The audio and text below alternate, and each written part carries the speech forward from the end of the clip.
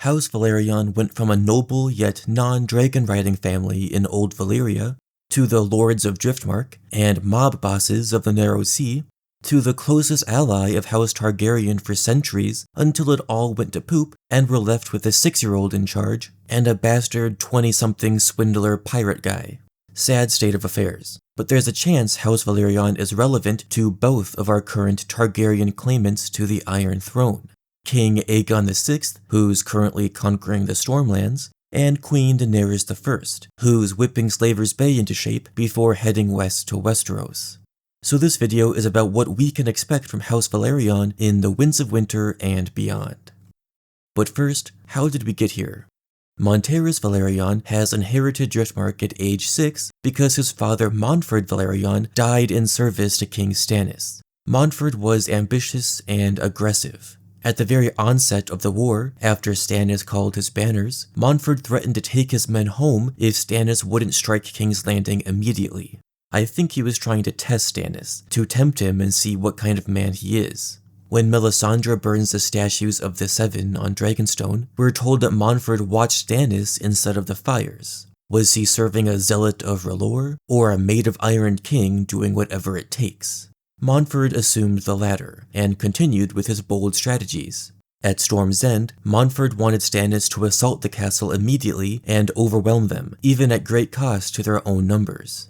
And in the first place, Montford wanted Stannis to sail against Joffrey in King's Landing, instead of wasting time with Storm's End. But Stannis does it Melisandre's way, and he wins. When the Battle of the Blackwater finally did happen, Montford Velaryon died with his ship, the Pride of Driftmark, going up in green wildfire flames. No Velaryons are mentioned in Book 1, so my hunch is that Montford was the first Velaryon George ever created. He has his own sub-story that the reader can glean in the background, an ambitious lord from a proud and previously rich house who's trying to reclaim his family's former glory. To do that, he answers Stannis' call and counsels these bold military tactics. If Stannis listens to him and wins the Iron Throne because of it, House Velaryon will be showered with the new king's favor. But Stannis doesn't listen to him, and Montford dies in pursuit of legacy. What is this brief mortal life, if not the pursuit of legacy? His narrative purpose, besides being a voice on Stannis' council, is to act as a foil to Davos Seaworth, one of our main POV characters. In Davos' very first chapter, he watches Montford watching Stannis, and we read, "Davos would have given much to know what he was thinking, but one such as Velaryon would never confide in him. The Lord of the Tides was the blood of ancient Valyria, and his house had thrice provided brides for Targaryen princes. Davos Seaworth stank of fish and onions." But later in that same chapter, Stannis says, "The others bobbed their heads up and down like a flock of geese, all but Velaryon, who said that steel would decide the matter, not words on parchment, as if I had never suspected. The others take, my lords, I'll hear your views." So Montford serves the purpose of characterizing both Davos and Stannis. That Davos is a lowly onion knight looked down upon by his fellow Stannis heads, and that Stannis values his opinion above those of his high lords, like Montford Velaryon. Before Montford, there was Lucerys Velaryon. The family tree isn't specific, but I think it's safe to assume Lucerys is the father of both Montford and Aurane, who I'll discuss shortly. Lucerys was master of ships for the Mad King, Aerys II Targaryen. He was even one of Aerys' so-called lickspittle lords. Laughing with your whores and your lickspittles! Along with Hand of the King Owen Merryweather, Master of Coin Carlton Chelstead, Master of Laws Simon Staunton, and a few others. So Lucerys Velaryon was basically gassing Aerys up in all his madness, thus earning the king's favor, and convincing him that Rhaegar was trying to usurp him. We're not told whether Lucerys was truly a devout Aerys head, or if he was simply taking advantage of a weak-minded king in the hopes House Velaryon would prosper. I'd theorize the latter, that like his probably son Montford, who tried to raise House Velaryon's stock under King Stannis, Lucerys was doing the same under King Aerys, and passed his ambition on to Montford. We saw in House of the Dragon how the Triarchy sacked High Tide, which took a huge chunk out of the wealth Corlys Velaryon had amassed during his famous voyages. Things were pretty much downhill after that for House Velaryon, especially once Robert's Rebellion happened and there were no more Targaryens to latch on with. Well, there are 2 Targaryens to latch on with, but I'm getting to that. Not that it's important, but we don't know when or how Lucerys Velaryon died and Montford Velaryon took over as Lord of the Tides. I'm guessing he died in battle during Robert's Rebellion, or while defending Dragonstone against Daenerys shortly after the rebellion. There was that great storm during Dany's birth, which destroyed the Targaryen fleet. Lucerys could have drowned during that, or got struck by lightning or some shit. Aurane is a bastard half-brother of Montford, and thus the half-uncle of Lord Monterys. He fought with Montford at the Blackwater, but instead of dying, he was captured, and had to bend the knee to King Joffrey.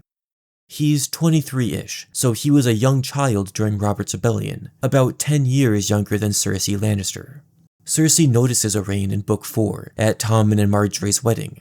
It was not the first time the queen had made note of Waters, a lean young man with gray-green eyes and long silver-gold hair. The first time she had seen him, for half a heartbeat she had almost thought Rhaegar Targaryen had returned from the ashes. It is his hair, she told herself. He is not half as comely as Rhaegar was. As we know, Cersei had a major crush on Rhaegar back in the day, and had prepared herself to become his queen eventually, until Aerys shat all over that idea, and Cersei had to marry Robert, and keep boning Jaime on the sly. Cersei becomes enamored with Aurane, and names him Master of Ships on Tommen's small council. She says, Waters is well suited to the office. He has spent half his life on ships. It is past time Tommen had some young men about him in place of all these wrinkled graybeards. Aurane is strong and vigorous. Strong and vigorous and handsome, Jaime thought. She's been fucking Lancel and Osmond Kettleblack and Moonboy for all I know. This happened shortly after Tyrion's escape and Jaime's Tysha confession, where a bitter Tyrion informs him that Cersei's been having all sorts of weird dick while Jaime's been away. Cersei's arc in A Feast for Crows is about reconciling her own womanhood in a life ruled by men, or her inability to accept that, as a woman, she can't do all the things men like Robert Baratheon had done.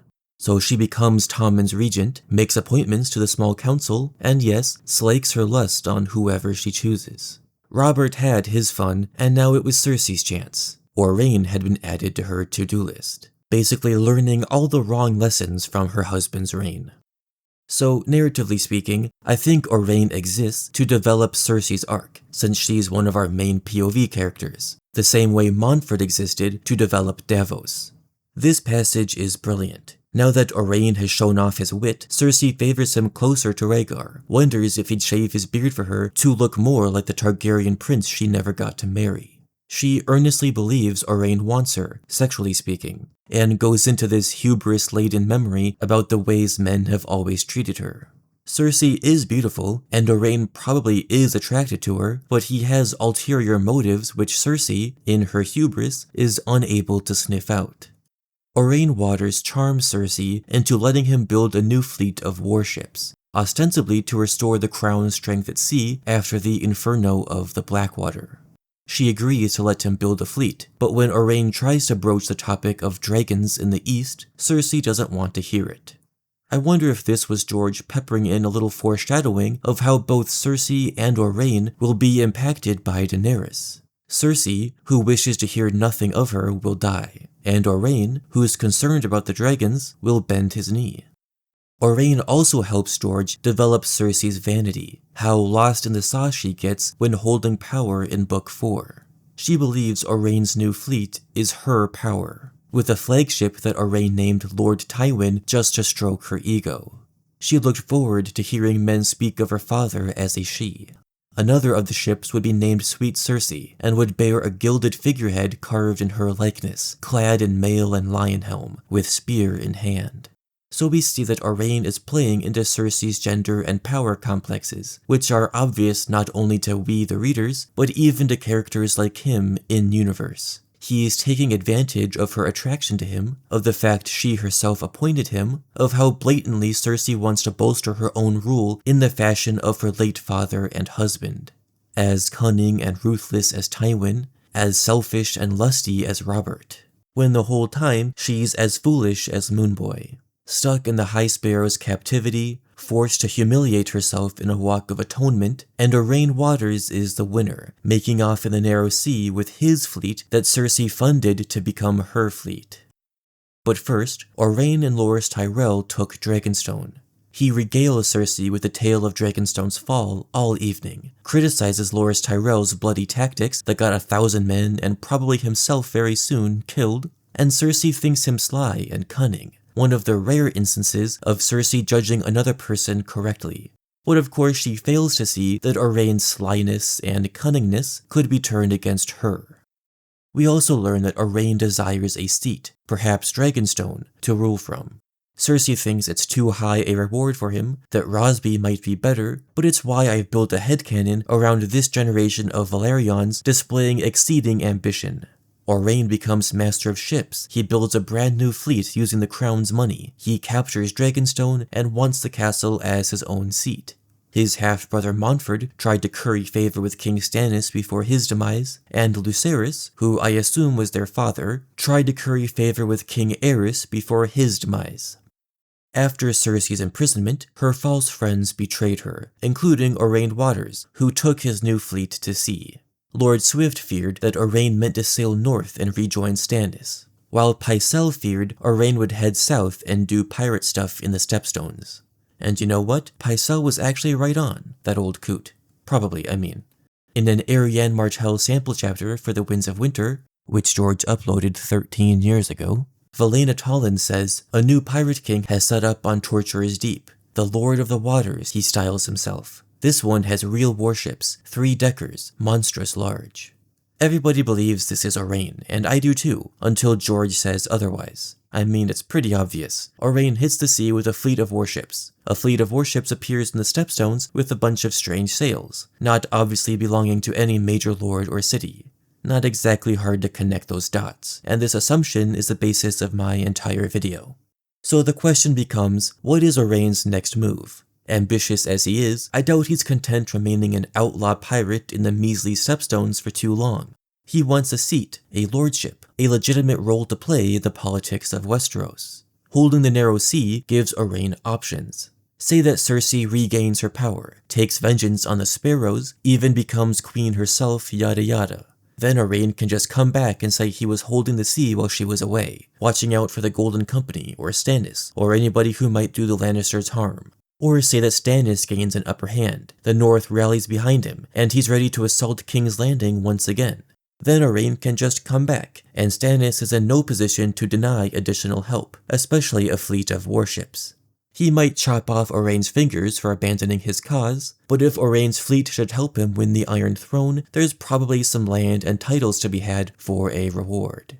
Or say that Westeros remains in chaos. Cersei loses, the Iron Bank wants their due, Stannis loses, the others march south, Euron wreaks havoc from the Reach, all hell breaks loose. Aurane can just chill with his fleet and wait it out while being a pirate. Or somebody will come west and meet him. Daenerys will come west eventually, and she'll want all the ships she can get to help transport her army of Unsullied and Dothraki across the Narrow Sea. Aurane can help her accomplish that, perhaps striking a deal. Aurane will bend the knee and serve Dany's cause, in exchange for becoming her Lord Admiral and getting some land. We don't know if Aurane has any ill intentions towards his nephew Monterys, the Child Lord of Driftmark. He may or may not want Driftmark for himself, hoping that Dany might legitimize him as Aurane Velaryon, Lord of the Tides. But Dany would only depose Monterys if he refuses to bend the knee. And he's 6. Who knows what he or his regents will do? Technically, House Velaryon still serves Stannis. Jon Snow spotted their seahorse sigil at the battle beneath the wall. So maybe Dany would depose Monterys in favor of Aurane, making the boy Aurane's squire or taking him to ward in the Red Keep. Or she'd grant Aurane some other land, not Dragonstone. As far as we know, Lord Ardrian Celtigar is an old man with no heirs. If he should die, perhaps Dany will grant Claw Isle to Aurane. Makes sense to replace a Valyrian house with another Valyrian. Plus, George mentioned this Valyrian steel axe and a magic horn that can summon krakens, both belonging to the Celtigars, and he hasn't brought them up again. Probably means nothing, but could be neat for Aurane to use the axe or the horn, if Euron hasn't already stolen them, that is. Or maybe if Aurane's able to seize control of all the Stepstones, Dany will incorporate them into the Seven Kingdoms, and give Aurane the High Lordship of the Stepstones, Warden of the Narrow Sea. It's a situation ripe for theorizing, and headcanons, and Crusader Kings playthroughs. But I do like the idea of Aurane joining Daenerys in connection with his warning about dragons which Cersei ignored. Aurane knows Dany is coming, knows she'll have 3 dragons and plenty of soldiers behind her. It's the smart move to bend his knee to Queen Daenerys, and we've only really seen Aurane make smart, opportunistic moves that will save his own ass. But there's also a chance Aurane will bend the knee to the other Targaryen claimant, the one who is already in Westeros and geographically not that far from the Stepstones. Aegon will have taken Storm's End by the beginning of Winds, and we know that a portion of the Golden Company's fleet was scattered by storms after departing Lys. Perhaps Aurane's fleet are pirating those Golden Company men, so Aegon comes to the Stepstones to treat with him, and they work out a deal. Aurane becomes Aegon's master of ships with the promise of Driftmark perhaps, or Claw Isle, and Aurane's fleet replaces the ships ruined by that storm, and he helps Aegon sail against Euron in the Reach, a theory I've held for quite a while now. I go into more detail on the Aegon, Tyrell, and Martell side of this theory in other videos, but the gist is that I think Aegon will try to prove his worth as the Conqueror's namesake by defeating Euron and saving the Reach, thus getting the Starry Sept to crown him like the first Aegon was crowned. I also think a bastard Velaryon joining Aegon fits nicely, thematically speaking, if the Aegon Blackfire theories are true, and if Gerald Dane joins Aegon as well as Sword of the Evening rather than Sword of the Morning. It's all just a little bit off with them. Not a real Targaryen, technically, not a real Velaryon, just a cadet Dane rather than a mainline Dane. But Aegon might have the sword Blackfire, if the Golden Company still has it, and the Conqueror's crown, if Dorne still has it. Darkstar might have Dawn, and Aurane has a fleet, and might get the Valyrian steel axe and kraken horn of Claw Isle. Symbols of legitimacy for all, but no real legitimacy for any of them. I just think it fits nicely. Oh, and there's the Rhaegar connection too. Rhaegar is supposedly Aegon's father, and Aurane supposedly looks like Rhaegar, at least to Cersei. Maybe a little spritz of word association by George to let us know we should connect Aegon and Aurane because of their respective connections to Rhaegar. Of course, I also believe Aegon's downfall is that he'll try to win Westeros without Daenerys and her dragons. It's the lesson Tyrion tries teaching him in Savas, about needing to keep his dragons close. He'll die against Euron before Dany makes it in time to save him. After discovering she's not alone in the world after all, that she has one family member remaining, in the end Dany won't even get to meet Aegon. That's the tragedy of it all. Of course there's Jon, but she doesn't know it yet, and neither does he. So if Aurane joins Aegon, I predict he'll die in the battle versus Euron too. Perhaps he and his fleet will get swallowed up by a giant kraken that Euron conjures. Valena Tolland, the same character who tells us about this new pirate king in the Stepstones, who's definitely Aurane, also mentions kraken sightings off the coast of Dorne. Krakens are drawn to the surface by the smell of blood, and we can be pretty confident Euron's planning some type of blood magic ritual in the water near Old Town. He's got those warlocks to sacrifice, as well as his brother Aeron Damphair tied to the prow of his ship, and Thalia Flowers, pregnant with their child. If Euron summons a gigantic kraken, and Aurane got his hands on the supposed Celtigar kraken horn, his death will be rather ironic. You might ask, why would Aurane join anybody? Why not just keep being a pirate and getting rich? Well, he's smart enough to know he won't have a long life doing that. The success he's currently having is in large part thanks to the fleets of Volantis and the Golden Company being absent, sailing to Slaver's Bay and the Stormlands, respectively. Soon enough, though, you have to think that Lys, Tyrosh, Braavos, and the other free cities would get fed up with Pirate King Aurane interrupting their trade, and there's also other pirates he needs to worry about. We know that Salladhor Saan has returned to his pirate lifestyle after departing Stannis. I expect Aurane's time as Lord of the Waters will be short-lived, and he'll seek better accommodations elsewhere. Whether that means joining up with Dany or Aegon, or even going back to Stannis, or just keeping his fleet moving across the world and pirating all the way to the Jade Sea, I'm not really sure.